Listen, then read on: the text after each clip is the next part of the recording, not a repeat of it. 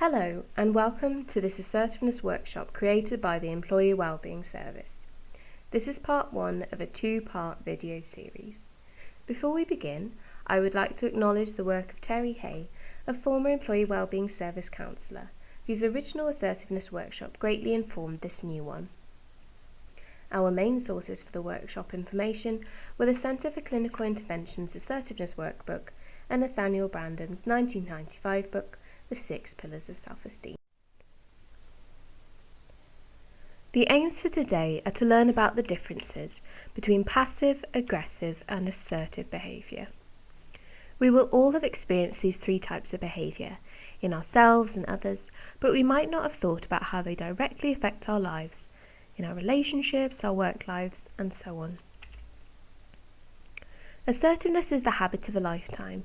It can take a long time to develop an assertive thinking, behaving, and communication style. However, we do aim to help you start developing this in the workshop, and we will be signposting to further resources to continue building on what we have started today.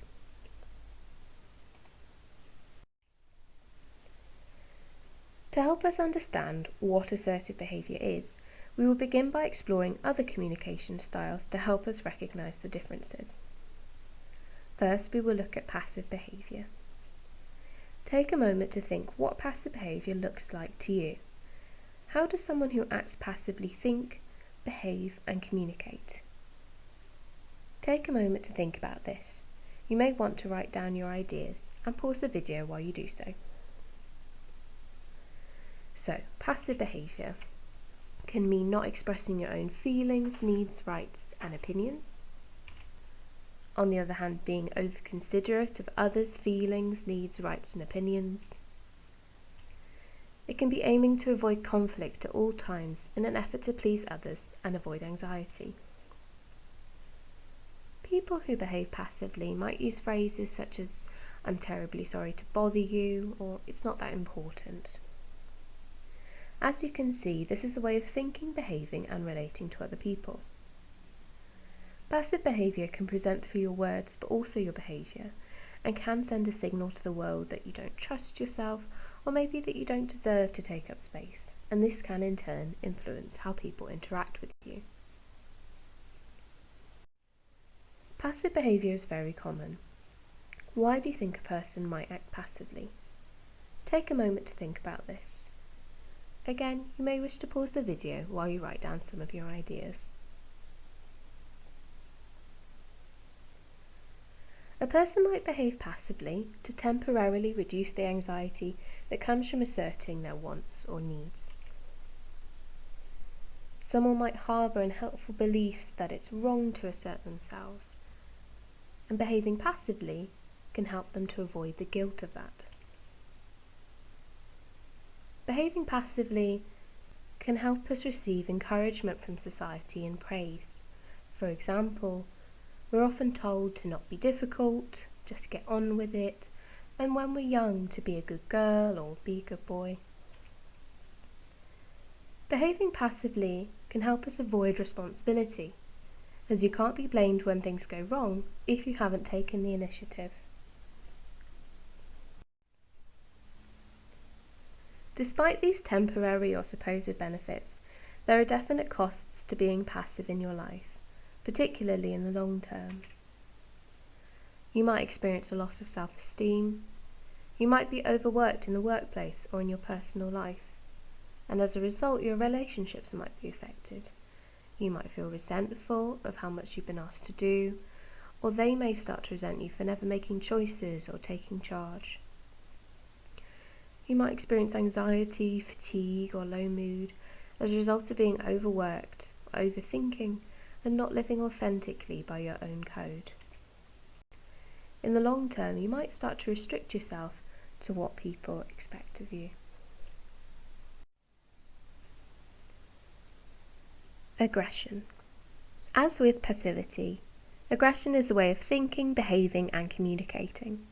When people hear the word assertiveness, they commonly mistake it for aggression. However, aggression and assertiveness are 2 very different ways of communicating and existing in the world. Let's start with direct aggression. which can mean letting another person know what you think, want, or feel in a way which is direct, honest, but threatening.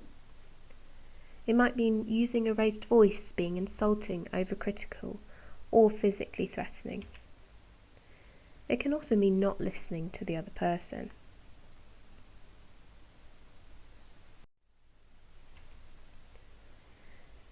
Now let's think about indirect aggression. You might know this as passive-aggressive behaviour, which can look like letting the other person know that you're unhappy with them or causing them to become upset, but you don't tell them directly what you're unhappy about, so you have inauthentic communication with that person. It can mean being uncooperative, sarcastic, and gossiping, and withdrawing physically or emotionally. Realistically, we're all likely to behave like this from time to time. We're not always going to have the energy to be honest and direct. But what we don't want is for this to be our default or go-to mode of communication, as this could be really detrimental to our relationships and our well-being.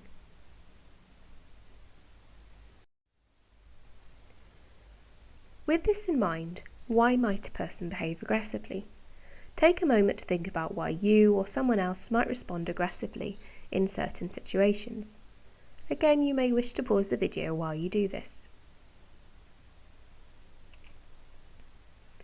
You might behave aggressively because you feel like it means you're getting ahead or winning. It might help you to feel in control. You might not have the communication skills to ask for what you need, which can lead to aggressive outbursts in the long term. You might believe you're always right and expect perfection of yourself and others, which can lead to a lot of frustration. It might also help you to feel powerful, at least in the short term. What might be the consequences of this behaviour? It might be perceived as aggression by others who respond with anger, hurt, or confusion. You might experience feelings of guilt and shame about your behaviour. It might lead to formal proceedings in work or home and the breakdown of your relationships. You might experience decreasing self-esteem and confidence. In conclusion, resorting to passivity or aggression has many costs, although they may feel the easier route to take at the time. Over time, this way of responding can become a habitual response. In the second section, we will be talking about an alternative way of behaving, assertively. Please select part 2 of this series to continue.